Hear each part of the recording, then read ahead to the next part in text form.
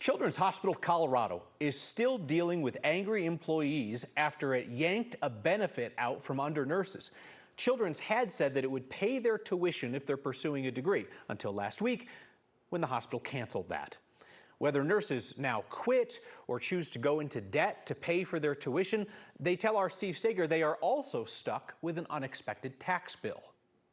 I wanted to go ahead and do the bachelor's degree to advance my career. This respiratory therapist at Children's, who's speaking anonymously for fear of losing her job, she just found out last week that Children's isn't going to fully pay for the rest of her college degree like she had expected when she signed up this year. It was the second bit of bad news she got about that program in a matter of 3 weeks. When I got the news, I cried. I bawled.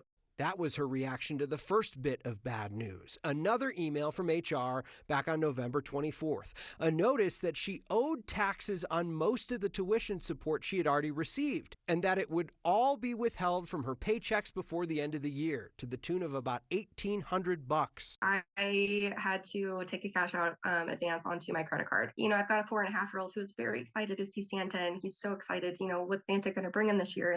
Children's said in a statement today that tax liability has not changed and that the hospital communicated it to employees when it started offering this full tuition benefit. The first $5,250 is tax-free. Anything else paid by the hospital is tax-like income to the employee, though a hospital spokeswoman wouldn't provide any documentation of that communication. She said Children's is notified when employees enroll in a program and tries to spread any tax withholdings out across as many paychecks as possible. This invoice came late. It's a challenge, but the starting place is going to be what was the agreement? What was the understanding? 9 News legal expert Whitney Traylor is an employment law attorney. He says these tax issues are tough for employees to fight, but generally, he says, employers react differently. What I generally see is the employer getting it right, paying the tax, making it easy for the employee. And that is good, good employment practices. So today I asked a company called Guild, the group that offered these tuition benefits to Children's, how often they send the bill to inform tax liability. They said it could take up to 3 to 5 months after the classes start for them to send the invoice to Children's.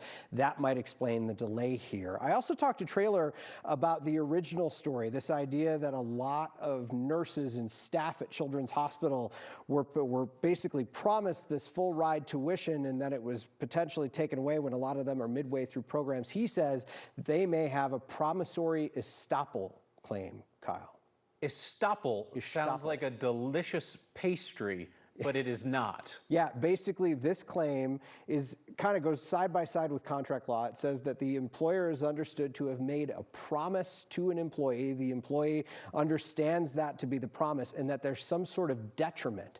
So he says a lot of the employees who may have, already been in classes and took this tuition may not have this claim, but for employees who actually made changes to their lives to start to take classes and did it on this offer, they may have a claim in court to say, pay me the rest of the benefits that you supposedly promised me.